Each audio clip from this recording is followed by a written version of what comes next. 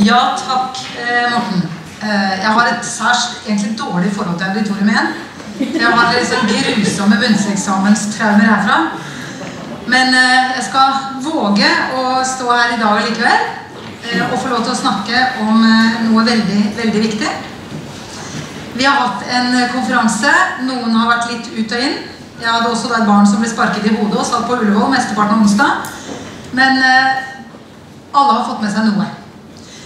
Og jeg tenker at det er ikke, selv om vi er lett for å høre det vi vil høre, og våre egne kjepphester, så mener jeg selv at jeg er ganske troverdig når jeg sier at det å snakke nå om å se og bli sett, det er ikke helt out of touch av tema.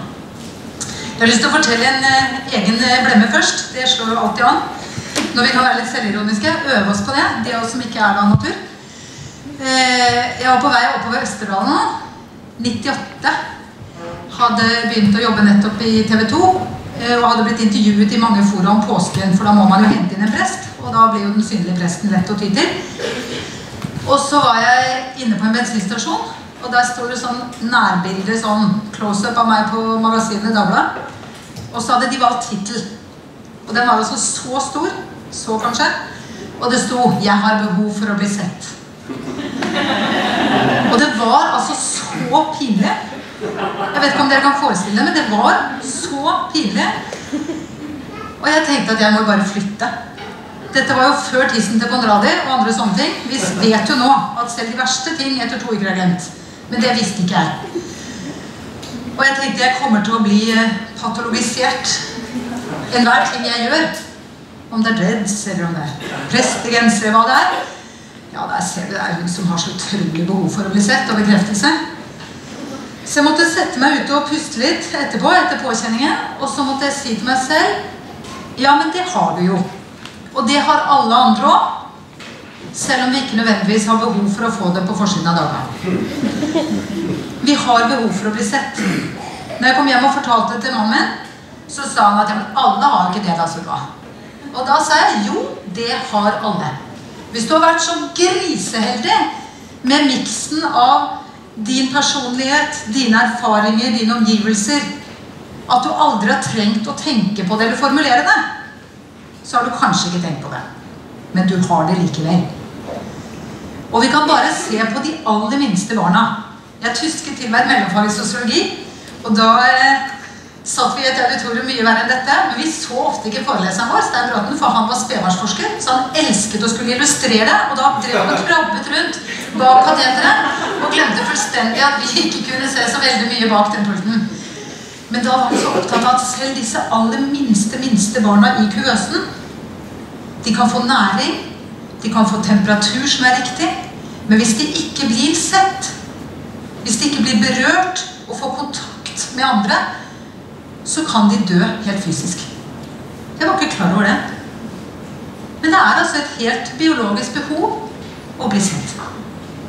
Og de fleste av oss som har vært borti barn, egne eller andres, vi vet at hvis man ikke blir fortiet, så har man stort sett én ting som man sier oftere enn nei. Og det er, se på meg, mamma! Se på tanna mi! Se hvor høyt jeg kan oppe! Se hvor langt jeg ser! Se på! Det er et uendelig rop om å se. Og fortsatt, selv om mine nå er 10, 11 og 14, så kan vi si ganske tydelig noen ganger, det er mye hyggeligere, mamma, hvis du ser på mens jeg gjør det. Og så kan man si at det kan være sånn, man kan snakke litt kritisk om disse barna våre som blir heiet og applaudert fram, og alltid skal bli sett. Men jeg velger da å tolke det som noe av det som nettopp er konstituerende for oss som mennesker. Og det ble snakket her om sårbarhet. Og jeg tenker det er noe av sårbarheten vår som vi må verne og ikke fjerne. At vi trenger å bli sett. Så er det selvfølgelig et mål for noen av oss at vi ikke er det som heter andrestyrte på fint, helt her ute, hvor vi bare er opptatt av hva andre tenker om oss. Og hvor vi liksom går inn i et sted og lever og tenker, tror de nå at jeg ikke har noen venner, eller at jeg kanskje ikke har noe å bruke tiden på, eller kanskje... Og så ser vi liksom innover og innover, i stedet for å se utover og se de andre. Og så finnes det noen, jeg har en kompis da, som er omtrent borti her, og som gir fullstendig blaffen i hva andre tenker. Og det litt slitsomt det også. Det kan bli ganske hensynsløst faktisk. Så målet må vel være at vi klarer å befinne oss litt sånn her i midten. Hvor vi klarer å både se utover og bry oss om, altså se såpass innover at vi skjønner noe om hvordan vi blir oppfattet av de andre. Men vi trenger å bli sett. Og jeg nok veldig opptatt av dette fordi jeg selv ikke ble det på barneskolen. Og nå skal ikke dette bli en lang terapitime, men det var ikke morsomt å være usynlig. Og det var en som snakket om på seminaret jeg var på i sted, om det å liksom bli sist valgt, sånn romfordeling og busseter og sånn. Nå jeg 45, og jeg har fortsatt en kjempeangst for å skulle gå inn sist og se om det en plass til meg der. For jeg var de som alltid ble valgt sist. Jeg ble jo ikke valgt, det var bare at noen stakkare måtte sitte siden av meg.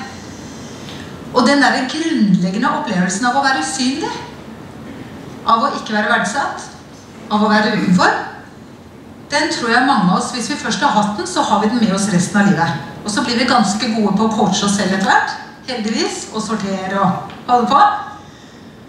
Men det sitter dypt. Og det gjør det hos veldig mange av barna og ungdommene våre også. Og da det en styrke å kunne kjenne seg igjen. Men da bør vi samtidig ha jobbet nok med oss selv til å vite hvor vi Vår tids ballast, tenker jeg, gjør vår tid litt blomstrende da. Men jeg tenker, jeg har ikke noe bedre ord. Jeg tenker at det gjør det bekreftelsesbehovet akutt. For flere år siden da jeg undersøkte dette, så fikk jeg vite at vi mottar godt over 1000 reklamebudskap hver dag. Sånn ubevisst og bevisst i systemet. Og da tenker jeg, hva har de felles? Og det kan godt hende noen her jobber i reklamebransjen eller har noen andre som gjør det. Jeg skal ikke si at det djevelens verk i seg selv. Men jeg vil si at det en ting reklamen har felles. Og det å fortelle oss hva vi ikke hva vi ikke har, hva vi ikke presterer, hva vi ikke opplever. Det en negasjon av oss.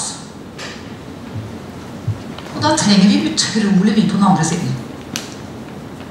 Da må vi bygge fellesskap som veier opp på den andre siden. Og jeg var på vei opp til en alvorlig syk venninne av meg, som tidligere var i verdenseliten i sin idrett, og som fikk en type sykdom som gjorde at hun lå inne i 5 år uten å kunne tåle hverken lyd eller lys. Og nå hun litt bedre, men det litt. Og så var det en reklame for Aftenposten Puls, hvor det stod «Du hva du opplever». Hva slags menneskeverd det? Du hva du opplever. Nå skal jeg si at min venninne har et enormt indre liv, så hun opplever for så vidt utrolig mye i forhold til hva folk skulle tro hun opplever. Men det sier noe om oss som mennesker som ikke så godt å høre. Og jeg kjenner ganske mange av de. Vårt liv i dag, satt på en formel, så det fort yte og nyte. Yte maks og nyte maks. På alle bauger og kanter. Og nå som prest i snart 20 år, så har jeg hatt mye samtaler, og jeg må si jeg opplever at mange av dem har en fellesnevner i at vi har så store forventninger, enten til oss selv og hva vi skal prestere, eller til hva livet skal gi oss, eller begge deler. At det lett å tape. At det lett å føle seg mislykket. At det lett å føle skam, som har blitt snakket om her mange ganger. Det vanskelig å nå opp til det livet vi ser for oss. Jeg burde jo sikkert allerede vært biskop 5 ganger, og så skal man ha mange barn, spennende seksualliv med sin partner, store, flotte, interessante ferieopplevelser, trene og holde seg evig ung og vakker, dyrke økologiske grønnsaker i vinduskarmen mens vi står og gjør våre qigong-øvelser før vi sender barna våre på skolen. Det mye vi skal på plass, uansett hvilken fase vi av livet. Og så skal vi gjerne da også være lykkelige. Å lykkes og være lykkelig henger på en måte sammen. Så det å ikke være lykkelig, da har vi også mislykkes. Så kan man jo spørre hva lykke det et langt annet tema. Men jeg tenker at i det klimaet så det ganske vanskelig. Og at The Secret, hvor mange har lest den? Boka The Secret, det var ikke mange. Gjør det, det interessant. Hvis jeg går inn på nettstedet til The Secret, Rhonda Burns, det var liksom en bok som kom som en farsott for nå sikkert mange år siden. Jeg tror det kort tid siden, men det fordi jeg begynner å bli gammel. Hvor lenge det siden? 5, 6, et eller annet år? Og hennes tese grunnleggende, det the law of attraction, tiltrekningens lov, at hvis du bare vil noe nok, og tror sterkt nok på noe, så blir det sånn. Ingenting umulig. Health, hva det står? Health, happiness, wealth, alt mulig. Og det gode i denne tankegangen, det jo at den stiller oss til ansvar for våre liv, og for at det faktisk betyr noe, hvordan vi tenker, hvilken holdning vi møter verden med, om vi ser glasset som halvfullt eller halvtomt. Det har faktisk betydning. Men det farlige med den tankegangen, det jo at det blir nådeløst når livet slår. Og jeg har mange i sjelesorg som synes at det en enda større byrde å bære når de får med seg den litt sånn krampepositive tenkningen. Som om du skal gå til en dame i Somalia som har mistet 3 barn og vært misbrukt av guerillaen og si at det bare fordi du ikke vil nok, skjønner du. Bare tenk positivt, så blir det bra. Det går ikke an, det. Det går ikke an. Og derfor kjenner jeg nok også litt sånn, det var en nydelig sang vi hørte i morges, men på slutten var det noe sånn at alt går jo bra, eller det blir jo bra til slutt. Ja, sånn helt til slutt tror jeg også blir bra. Men det ganske mange slutter før det, og da blir det ikke nødvendigvis bra. Mange erfarer at de ikke gjør det. Og hvis ikke vi som kirke snakker sant om det, så duger vi ikke. Og jeg føler litt at som kirke har vi delt det litt mellom oss. Noen skikkelig gode på liksom halleluja, og det sterke og glade mennesket. Noen, kanskje særlig i statskirken, har vært veldig gode på krisen. Og litt sånn, jo lenger ned, jo bedre. Og noen har kanskje vært enda bedre på sånn veik reg og kan ingenting gjøre. Og verden fæl og jammer av. Og jeg tenker at i utgangspunktet så må vi prøve å si alle tingene samtidig. Om ikke samtidig, altså etter hverandre. Men at når vi skal snakke om ting, så må vi ha med de antatt mest sårbare i bakhodet. Det kanskje en liten gruppe, men vi kan si det med en halv setning. At når vi snakker om det som bra og godt og fantastisk, så kan vi med en halv setning ta med at ikke alle har det sånn. Når jeg kommer inn og hører en predikant, som jeg gjorde for ikke så lenge siden, som sier Johannes 3,16 det fineste verset i Bibelen dere. Det en gigantisk kjærlighetserklæring. Og jeg skjønner det. Teologisk har han helt sitt på det tørre. Men jeg som gift med en som ikke kristen, og har mange bestevenner som ikke det, for meg ikke det beste verset i Bibelen. For jeg sitter bare og tenker, ja, hva med de andre da? Da kan han si at jeg synes det det beste verset i Bibelen. Men gå den lille runden med seg selv og forestill deg at det kanskje ikke høres sånn ut fra et annet sted. Ellers så føler vi oss ikke sett. Og jeg tenker at noen av de flotteste menneskene jeg kjenner, og som jeg nesten blir på grinerne av bare å snakke om, det mennesker jeg har i sjelesorg som altså bedriver en livskunst av det helt ufattelige slaget. Som i kamp med kroniske smerter, med angst, med traumer, hver eneste dag prøver å lete etter Guds godhet og skjønnheten i livet, etter de små tingene som gjør livet verdt å leve en dag til. Northug sikkert bra, men dette en helt annen liga. En helt annen liga av utholdenhet og styrke. Og det må vi i kirken anerkjenne. Vi må vise det som synlig. Nei, vi må gjøre synlig det som usynlig. Vi vet nemlig ikke alt om de vi møter. Til og med de vi kjenner ganske godt har antageligvis flere fortellinger vi ikke kjenner. Og det gjelder ikke bare ungdommene våre, men det gjelder også våre lederkollegaer som vi kanskje tenker vi kjenner veldig godt. Ikke undervurder det der universet som hvert menneske Jeg har lyst til å bare lese et kort avsnitt for dere fra en barnebok jeg fant på Mammut for mange år siden. Min søster en engel. En dag sa frøken at det lettere for en kamel å komme gjennom et nåløye enn det å komme til himmelen. Dette var før RLE og KRL og alt sånt. Da dyttet kameraten min Berra til meg på låret. En kamel, stønnet han. Da kan man jo like godt gi opp. Hva var det, sa frøken. Det Ulf som snakker igjen? Nei da, sa jeg. Jeg bare så på Jesus. Jeg så ofte på Jesus. Han smilte så vennlig fra blikket på veggen. Han hadde armene åpne som han ville klemme oss alle sammen, og kjolen hans var mye penere enn frøkens. Det kanskje noe du vil si høyt, sa frøken. Det noe du vil spørre om? Ja, sa jeg, kan man få sjoko i himmeliket? Hva? Sa frøken. Sjokokarameller, sa jeg. Og bringebærbrus, det bortimot den beste brusen som finnes. Og så lurer jeg på hvordan filmer de kjører i himmelen, og om det lov av hunder der oppe. Da måtte jeg gå ut. Frøken sa jeg var en slem gutt som bare tenkte på meg selv, og at Gud ikke noe å spøke med. Det ville Jesus aldri sagt. Han ville elsket at man spøkte.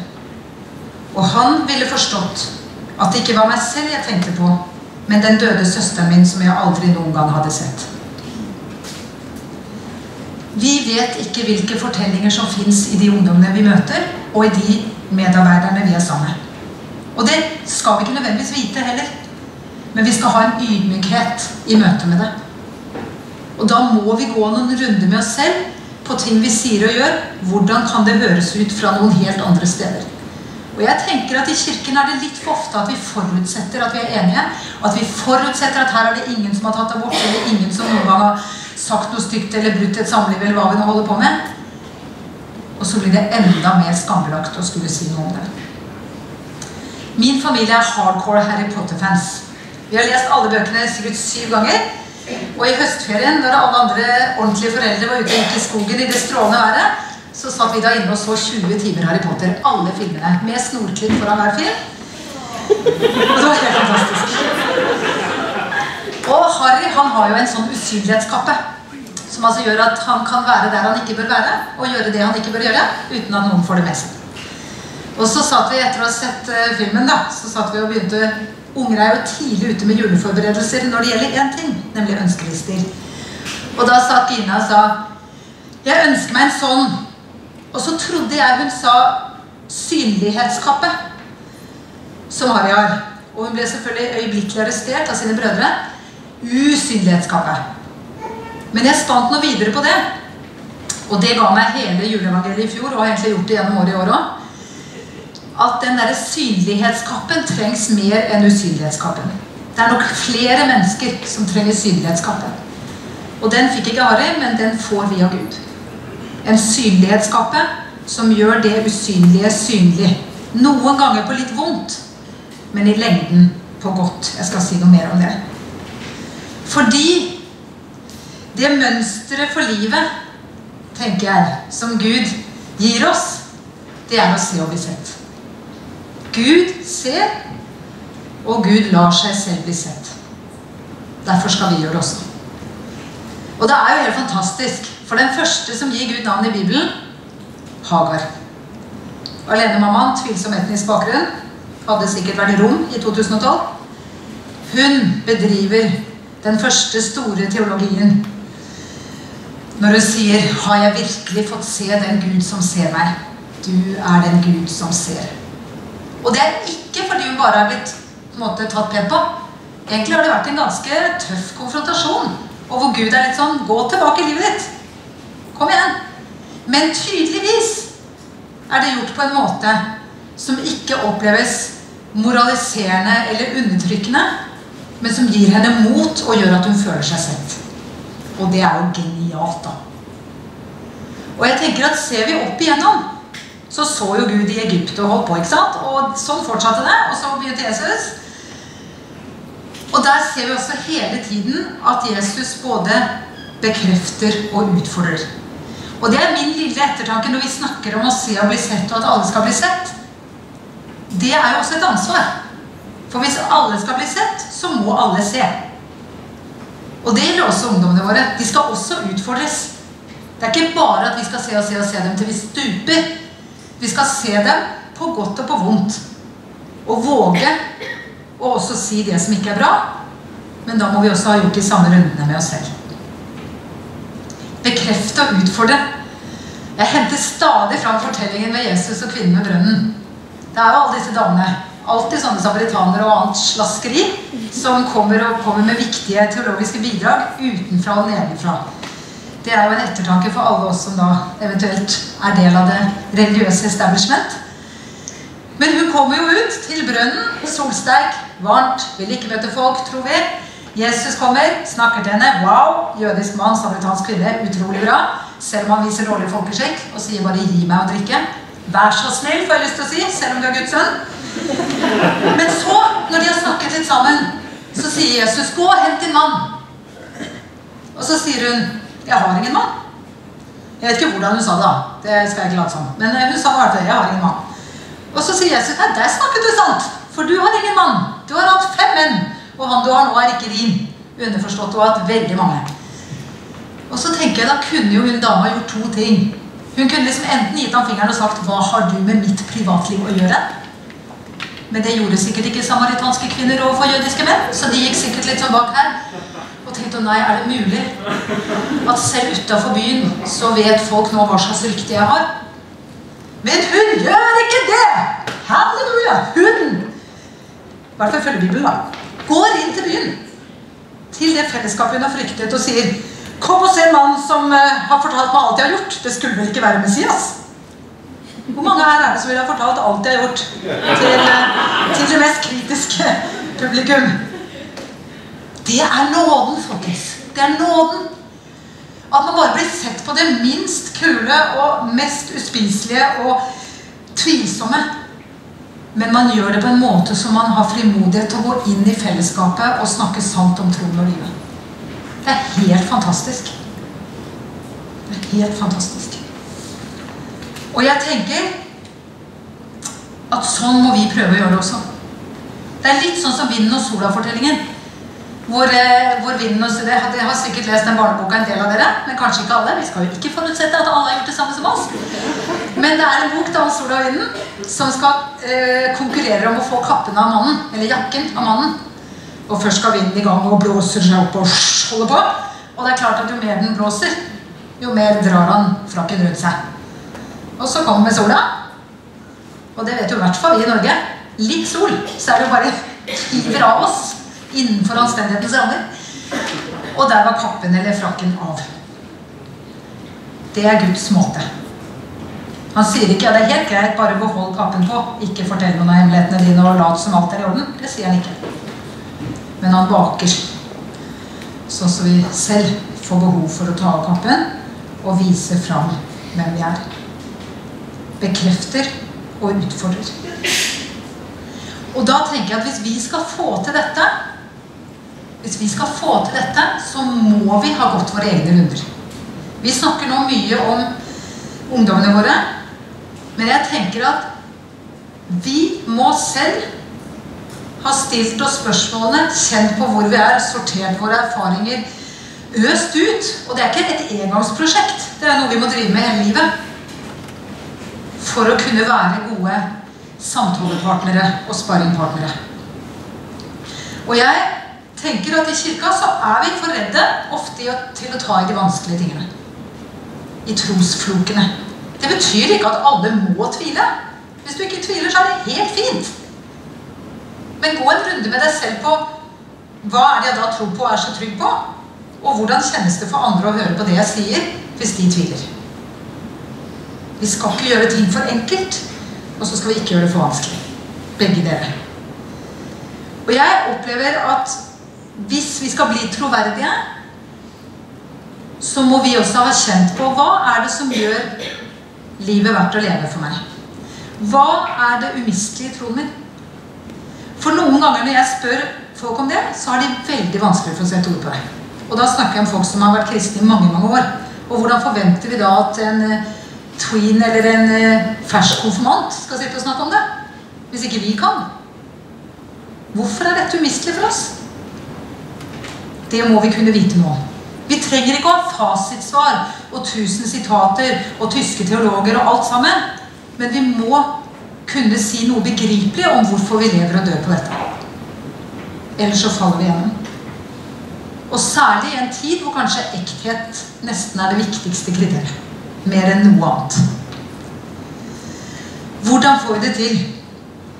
Det skal jeg si, men først må jeg da si Pietine har et sitat som jeg er veldig glad i, som sier at det finnes en ro som kun beror på at man er tro mot det man tror på. Det finnes altså en ro eller balans eller indre overbevisning, forankring, som handler om å finne ut av hva er det jeg tror på, hvem er det jeg tror på, og hvordan kan jeg øve meg å være tro mot det. Også når det koster. Og jeg hadde den sommeren jeg da leste mye i Times, eller ikke sommeren, det var våren, så leste jeg også en bok av Viktor Frankl, som heter Kjempende livstro. Gammel, liten bok som man får på antikvariatet eller sånn. Og han var da jødisk psykiater og fange og tilsynslege i Theresienstadt under annen verdenskrig. Og han så på hva skjer inni mennesker når de blir fratatt håp, verdighet, framtid, respekt. Og det han så, det var at de som klarte seg best, var ikke nødvendigvis de som var liksom mest fit for fight. Men det var de som hadde en sak de kjempet for. En bok de skulle skrive som de hadde i hodet, en elskede de skulle ut og se igjen. De som hadde et hvorfor med sitt liv. Og det som innleder den boken er nettopp det, et sitat av Nietzsche, hvor han sier: den som vet hvorfor han lever, kan tåle et nesten hvilket som helst hvordan. Det er jo store ord da, men vi er jo i bransjen for de store ordene. Men vi er jo det. Men jeg tenkte mye på det, og så fant jeg ut, hadde et lite hobbyprosjekt, som 23-åring på trikk, tog og buss. Den våren skulle jeg spørre alle jeg møtte om de visste hvorfor de levde, eller hva som gjorde livet svært å leve. Og jeg er litt stolt over det. Og dette var mens Aftenposten enda var i fullformat, så det var liksom mange som gjemte seg og flyttet seg og sånn. Men det var en del utrolig spennende halve og hele samtaler om hva som faktisk gjør livet verdt å leve, hva som er umistelig. Og en av mine venner som mistet et barn i krybbedød, han sa at det enkleste året i mitt liv var det året etter Benedicte døde. Og så tenkte jeg, hvordan kan du si det? Og så sa han, jo, for det ble så åpenbart hva som var viktig, hva som betydde noe. Og de av oss som selv har stått i store kriser, vil mange av oss også ha erfart det. Ikke at det er godt, ikke at vi kanskje kan si at det er verdt en gang, men at det lærte oss noe viktig om hva som betyr og ikke betyr noe. Om å se på en ny måte. Og da blir også valgene enklere. Og det er kanskje noe av det jeg tror mest på, at valgene da blir enklere. Harry Potter og Humlesnurr, de har en samtale. Og Harry Potter er litt engstelig fordi han har kjent på det onde i seg, mørk i seg, og lurer på om han egentlig er mer ond enn god. Og noe av det som har trigget dette hos Harry, det er at da han skulle velges inn i et skolehus, disse 4 husene på Galtvort Trollmannsskolen, og valghatten ble satt på hodet hans, så visket den Smygar. Og Smygar er da huset for de mest svarte og mørke magikerne, eller i hvert fall flesteparten av dem kommer derfra, for å si det sånn. Så det ville han aldeles ikke, så han sa sånn, nei. Og så sier han, ok, Griffin da. Og så kom han i Griffin. Men poenget var at hatten hadde jo sagt Smygar, så han bærer på en måte med seg, er det sånn at den så noe jeg ikke har sett, når jeg begynner å kjenne på det her grums og de virkelig ikke gode følelsene. Og så sier Humlesnurr, som jo nesten er Gud, det er et fantastisk gudsbilde, må jeg bare si det. Dette er litt som Bibel, men dere fortaler meg klippet av. Men da sier Humlesnurr, akkurat det er forresten ikke helt Gud det han sier der. Han sier, det er våre valg som forteller hvem vi er. Hva den hatten sa spiller ingen rolle. Det er det valget du gjorde som forteller hvem du er. Og på den ene siden er jo det feil.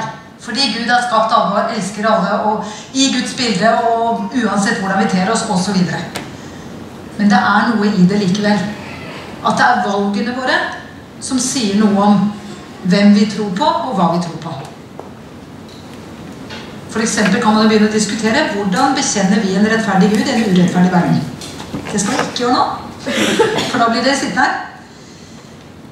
Men det er våre valg som forteller hvem vi er. På en måte kan man godt si at det er det. Hvordan blir det troverdig?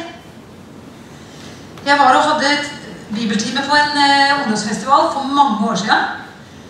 Og stod og snakket om du er unik og du er enestående, som vi også har hørt her i dag. At du er verdifull og Guds fingeravtrykk og alt dette her. Og jeg følte meg egentlig ganske fornøyd.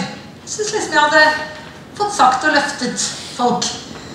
Og så kom vi ut i pausen, og så kommer det en sånn emo-svart jente bort til meg, og så sier hun, pisspreik.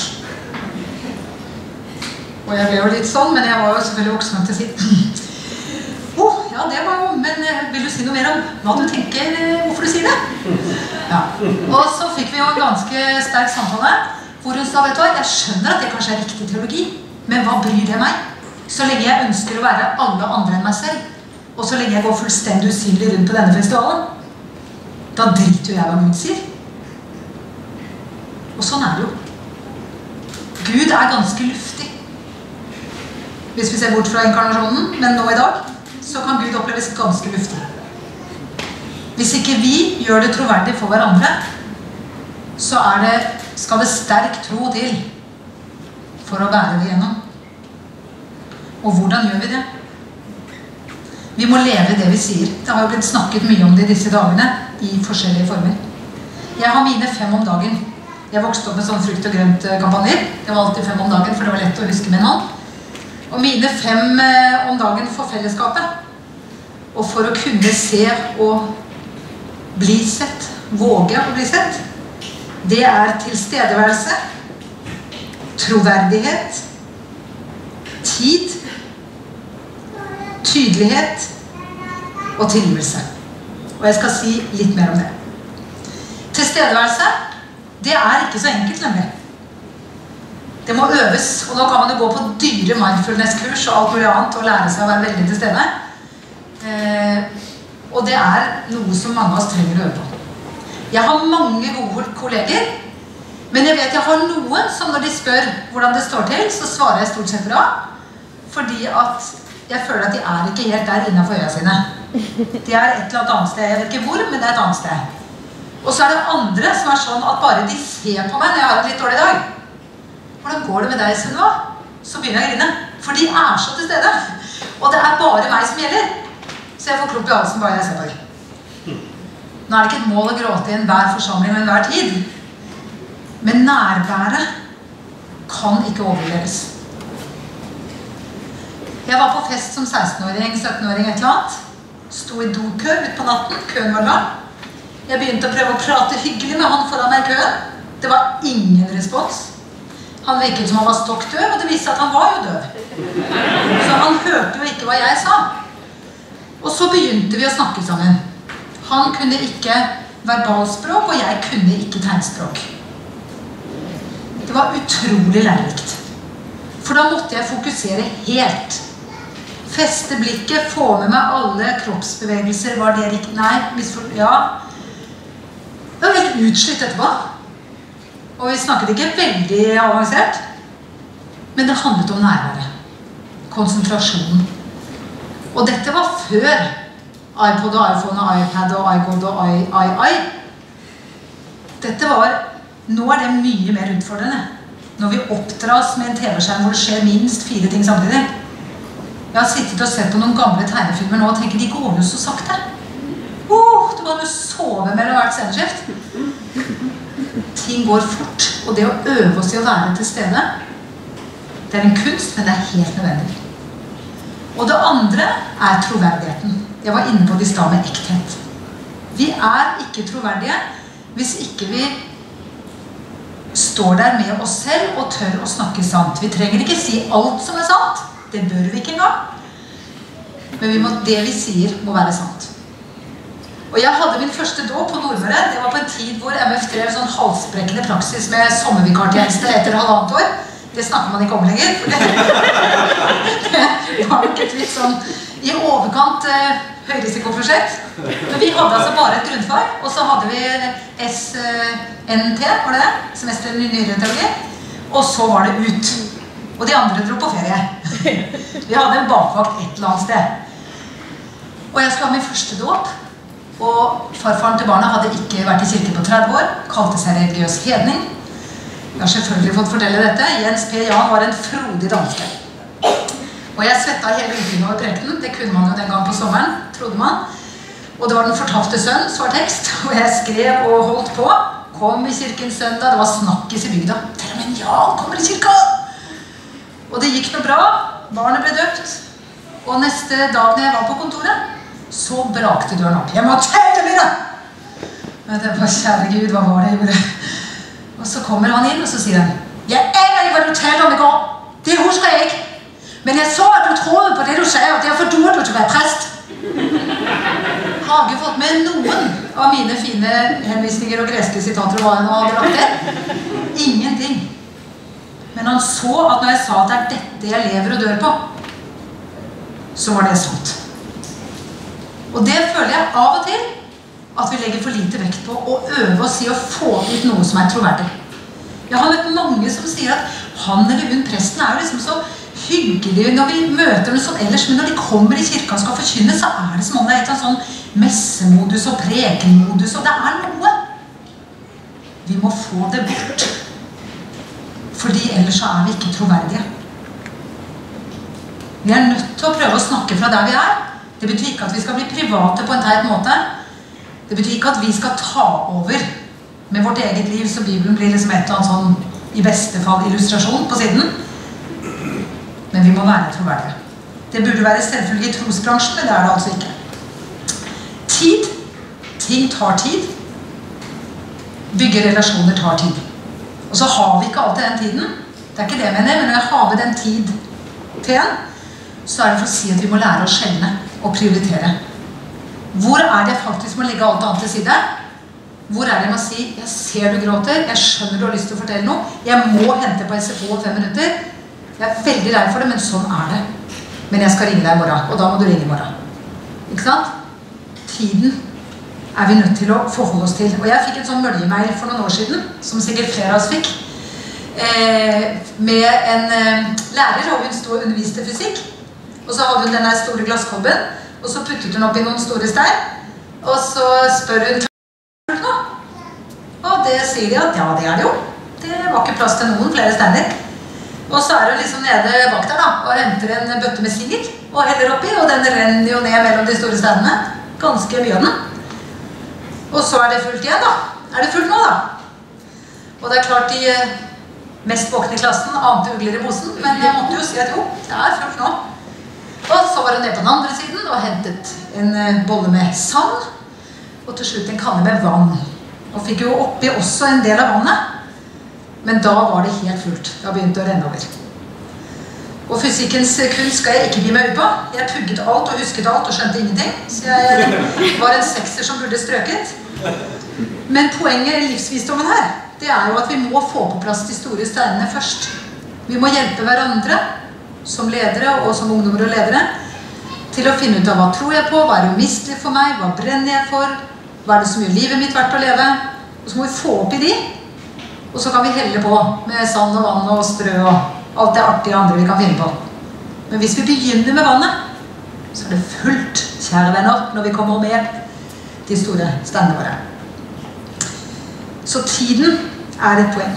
Tilstedeværelse, troverdighet, tid, tydelighet. Det er litt inn på det vi sa i stad med valg. Jeg opplever gjennomgående, når jeg snakker med mange unge mennesker, kanskje enda mer unge voksne enn ungdommene, at det er litt sånn at vi vil ha valg, men ikke ta valg. For hvis vi tar valg, så har vi jo færre valg igjen. Og det vil vi ikke. Og så holder vi alle dører åpne, og så sitter vi og venter oppå her på den magefølelsen som skal komme. Om dette er dama å satse på, eller om dette er studie for meg, eller hva det er. Og så føler vi, og så skjer det ingenting. Og det er helt klart at noen trenger å kjenne mer på følelsene sine. Absolutt. Men det er også klart for meg at vi er i en tid hvor det kan bli et føleri som bare handler om å sitte og vente og holde muligheten å åpne, og aldri lande på noe. Og det kan enten handle om å ville ha muligheten å åpne, eller om å ikke våge å gjøre feil. Det er utrolig hvor nådeløs en bransje som lever på nåden kan bli. Men det handler om å våge å ta noen valg og bli tydeligere. Å våge å satse og finne ut at shit, det var dumt, eller yes, det var riktig.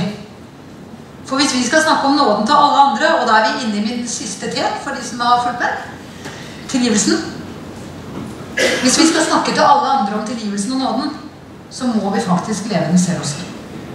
Og jeg syns en del ganger at forkynnelsen kan være preget av at vi tar imot nåden her ute, og så gir vi den videre på armlengdes avstand til de som trenger den. Her. Ui!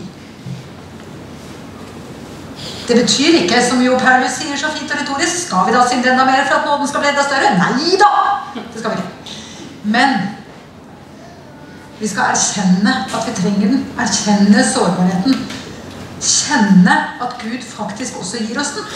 Altså både at vi trenger den, og at vi får den. Begge de erfaringene er like viktige. At vi trenger den, og at vi får den. Jeg hadde juleradio på P4 med en 5. klassing fra skolen for noen år siden. Ellen, meget oppegående jente. Og så ble hun spurt hva en sånn veldig kul og tøff rableder, så nesten på lyden kunne du høre at han var litt sånn. Ja, du Ellen, hvem er det som er tøffest da? Er det Jesus eller julenissen? Og Ellen, som det seriøse, reflekterte mennesket var, satt og tenkte litt, og så sa hun, nei, det må nok være Jesus. Ja, hvorfor det da? Nei, fordi du vet, julenissen spør, er det noen snille barn her? Jesus gjør ikke det, vet du. Han går til alle. Og da hadde jeg jo julepletten det året, for å si det sånn. Jesus går til alle, han. Med nåden. Også til oss.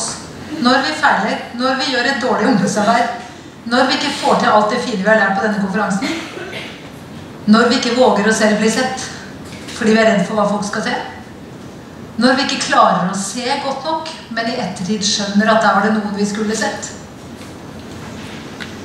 da er nåden der. Først og sist og hele tiden. Og faktorenes orden er ikke likegyldig, som vi lærte i matematikken at den var. Ikke når det spiller en rolle. Da er faktorenes orden veldig, veldig viktig. Nåden først, og det andre etterpå. Og det er Guds dynamikk, og det er den jeg skal snart avslutte med å se. Jeg har litt mer jeg skal sagt. Men det er nemlig forskjellen mellom good to be loved og loved to be good.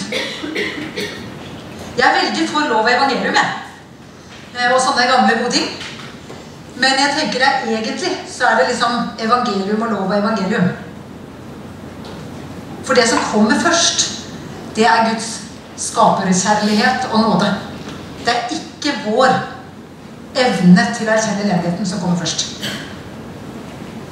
Og det er noe med at i mye av samfunnet vårt så er det en sånn good to be loved. Altså være god, flink, karrieremenneske, synlig, strategisk for å bli sett og anerkjent og elsket. Og sånn er det bare i mange sammenhenger. Men der må vi klare å være motkultur. Og derfor er det fint å stå og døpe nesten hver søndag, selv om jeg kan få litt mark av det av og til. Fordi disse barna preker det viktige. At her er det to be loved, to be good. Først elsket, sett, anerkjent, med det vi er, av gode og dårlige ting, av skammelige og fantastiske ting, for så å kunne våge å by verden på alt det gode vi har å by på, og snakke sant om det som ikke er bra, men som likevel også er en del av oss. Og jeg tror hvis vi klarer det, så kan det skje store mirakler, både mellom oss som medarbeidere, og i forhold til de ungdommene vi skal møte. Siste bilde. Når vi da ikke synes vi får til dette her, og blir litt oppgitt og vender oss til nåden, og lever i spennet mellom den ufattelige nåden og de like ufattelige kravene, det er jo der vi holder på hele tiden. I hvert fall vi bør ikke flikke ned, vi bør holde på der. Så tenker jeg at vi må se at vår del er en liten del. Jeg var i La Sagrada Familia i sommer, som er katedralen i Barcelona. Interrail ned til Barcelona kan anbefales. Helt fantastisk kirke er det selvfølgelig.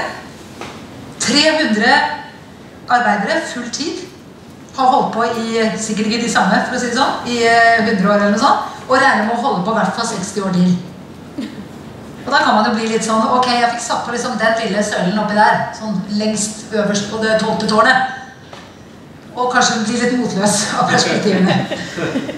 Men det er da jeg tenker at det er helt riktig, at min lille del er en del av katedral. En del av den store helheten vi bygger sammen. Og jeg har en nabo som heter Sissel. Og hun hadde det nemlig sånn at hun en dag var helt knust da jeg kom til henne, fordi hun hadde fått en betennelse i den tåen, enten nummer 2 eller 3, jeg husker ikke, en av de 2 der, som kanskje måtte amputeres. Og jeg tenkte at, ok, skal du miste et ledd på kroppen, så er jo kanskje, altså jeg var medfølende, hjelpe meg. Jeg ville vært livredd for å skulle inn på en sånn inngrep. Men jeg tenkte, skal du først miste noe, så er kanskje liksom en av de 2 tærne av de mindre tragediene. Men det var det jo ikke. For Sissel, hun er prima ballerina i den norske opera. Så hvis hun hadde mistet den tåen, så hadde det vært slutt med dansen. og nesten med jobben, og med fellesskapet, og nesten med hele livet. Og det minnet meg på at vi skal ikke være for raske til å trekke slutningen om hvilken del som viktigst. Vi skal huske Paulus sitt bilde av kroppen. At føtter og hender og rumper og neser og tær og alt som holder på viktig for helheten. Og så gjør vi vårt beste, og så skal vi hedre og oppmuntre hverandre og vite at vi holder på med noe av det viktigste i livet. Og i 1 minutt, for det glemte jeg jo, grunnen til jeg kan si det, det nemlig å være vendepunkt, for det det vi kan være i andres liv, og andre kan være det i vårt. For da jeg gikk denne Nordstrand skolegården jeg fortalte dere om i starten, det en rød tråd, i 5. klasse så hadde jeg da klart å tråkke dronninga i klassen på tåen i innebandytimen. Og jeg veide 20 kilo i 4. klasse, kanskje 22 i 5. da, så jeg var en ganske flis med gymsokker, og man kan jo komme til å tråkke på noen når man spiller innebandy. Men jeg skulle tas. Så dagen etter så sto alle jentene og noen gutter oppi der, og så kom jeg inn i skolegården, og så kommer Hege, som jeg ikke kjente sånn veldig, som var sånn ikke veldig poppis og ikke veldig upoppis. Hun kommer ned og så sier hun, i dag skal de ta deg, men jeg skal gå sammen med deg. Og det gjorde hun hele dagen. Mens de dynka meg og lugga meg og helte ut sekken min og holdt på, så gikk Hege sammen med. Hun var litt høyere enn meg, og jeg husker jeg så på henne og tenkte, sånn skal jeg bli. Sånn skal jeg bli. Og jeg har ikke hatt mye kontakt med Hege etterpå. Men jeg har skrevet til henne på Facebook at jeg forteller om deg minst 1 gang i uka, og det har jeg gjort i 30 år. Vi vet aldri når vi vendepunkt i menneskers liv. Når vi akkurat da forteller dem noe om Gud, eller noe om livet, eller de selv, som blir sittende igjen. Og det et stort ansvar, og det store muligheter, og da det sannelig godt at vi lever på nåden. Ta imot Herrens velsignelse. Jeg kan godt bare sitte i dette litt ordet. Herren velsigne deg og bevare deg. Herren la sitt ansikt lyse over deg og være deg nådig. Herren løfte sitt åsyn på deg og gi deg fred. Gå ut, kjære medarbeidere, og la oss være kirke sammen.